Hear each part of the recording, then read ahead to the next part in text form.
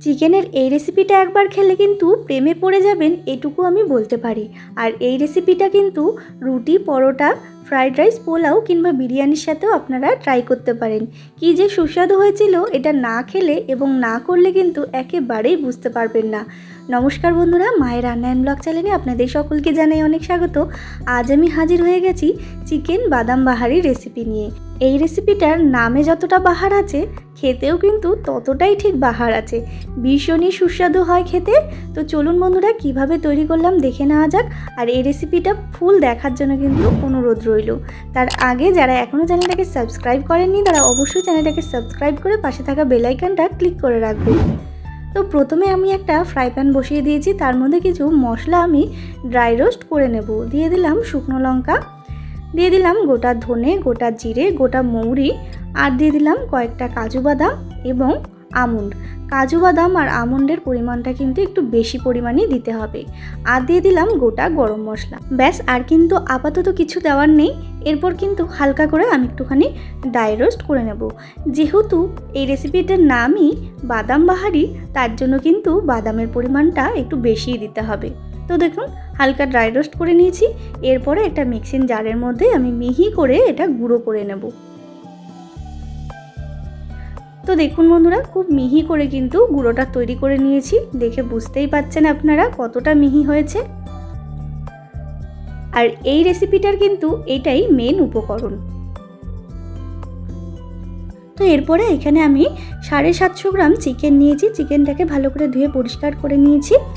এরপরে চিকেনটাকে ম্যারিনেশন করে নেব। দিয়ে দিলাম লবণ, আর দিয়ে দিলাম আদা রসুনের পেস্ট, জল ঝরানো টক দই, আর একটুখানি ওই মশলাটা যেটা তৈরি করে রেখেছিলাম সেই মশলাটা।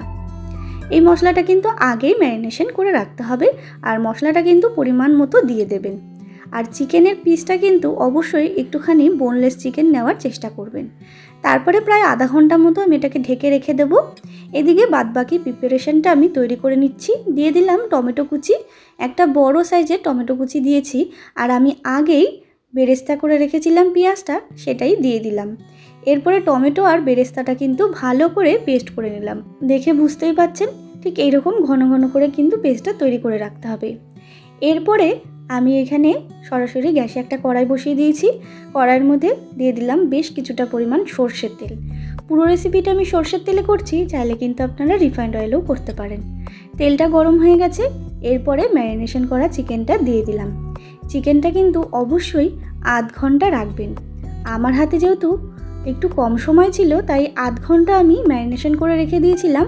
আপনাদের কাছে যদি বেশি সময় থাকে তাহলে কিন্তু আপনারা 1 ঘন্টাও রাখতে পারেন, যার যেরকম পছন্দ। তবে 1 ঘন্টা রাখলেও কিন্তু বেশ ভালো হয় এটা।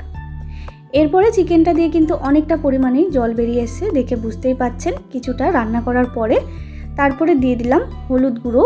হলুদ গুঁড়োটা দিয়ে একটু নাড়াচাড়া করে আমি এরপরে ঢাকা দিয়ে এটাকে ভালো করে রান্না করে নেব। ঢাকা দিয়ে রান্না করলে কিন্তু তাড়াতাড়ি রান্নাটা হয়ে যায়, আর চিকেনটাও কিন্তু বেশ ভালো মতো সেদ্ধ হয়ে যায়। তো দেখুন বন্ধুরা, আমি কিন্তু এখানে কোনো রকম এক্সট্রা জল ব্যবহার করিনি।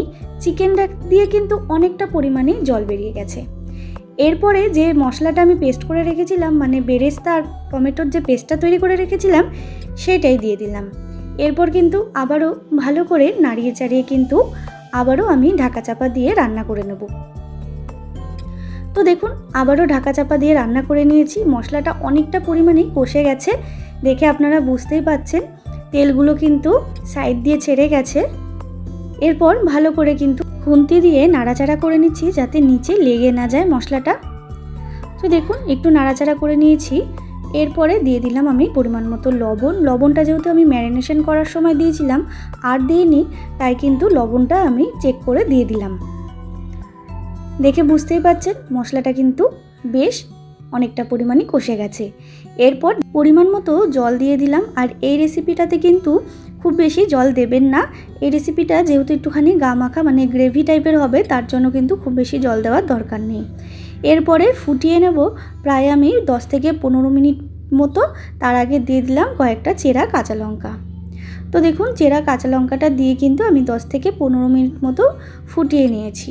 লঙ্কাগুলো কিন্তু সেদ্ধ হয়ে গেছে আর মাংসটা কিন্তু অনেকটা পরিমাণে সেদ্ধ হয়ে গেছে। এরপর দিয়ে দিলাম আমি ফ্রেশ ক্রিম, আপনারা দেখে বুঝতেই পারলেন। তারপর দিয়ে দেবো আমি কাসুরি মেথি আর ধনেপাতা কুচি। এই রেসিপিটাতে কিন্তু এই দুটো উপকরণ দিতেই লাগবে, তাহলেই কিন্তু এই যে রেসিপিটা এটা কিন্তু ভীষণ ফ্লেভারফুল হবে। তো দেখুন ধনেপাতা কুচি আর কাসুরি মেথি দিয়ে কিন্তু আমি আবারও ওই ধরুন 10 মিনিটের মতো একটু ফুটিয়ে নিয়েছি। আর আমার কিন্তু একেবারে রেডি হয়ে গেছে এই চিকেন বাদাম বাহারি রেসিপিটা। এরপরে আমি একটা প্লেটের মধ্যে সার্ভ করে দিচ্ছি। দেখে বুঝতেই পাচ্ছেন বন্ধুরা কতটা লোভনীয় হয়েছে। এটা দেখতে যতটা লোভনীয় হয়েছে খেতে কিন্তু এর থেকে বেশি লোভনীয় হয়েছে। তো বন্ধুরা বাড়িতে একবার হলেও কিন্তু এই রেসিপিটা ট্রাই করে দেখবেন, ভীষণ সুস্বাদু হয়। রুটি, পরোটা, লুচি, ফ্রাইড রাইস, পোলাও, বিরিয়ানি সবের সাথে কিন্তু এই রেসিপিটা ভীষণ ভালো লাগে। তো বন্ধুরা আমার এই রেসিপিটা কেমন লাগলো অবশ্যই কমেন্টে জানাতে ভুলবেন না। ভালো লাগলে অবশ্যই একটা লাইক করবেন, শেয়ার করবেন। আর যারা এখনও চ্যানেলটাকে সাবস্ক্রাইব করেননি তারা অবশ্যই চ্যানেলটাকে সাবস্ক্রাইব করে পাশে থাকবেন নিত্য নতুন ভিডিও দেখার জন্য। আবারও হাজির হব নতুন রেসিপির সাথে। ধন্যবাদ।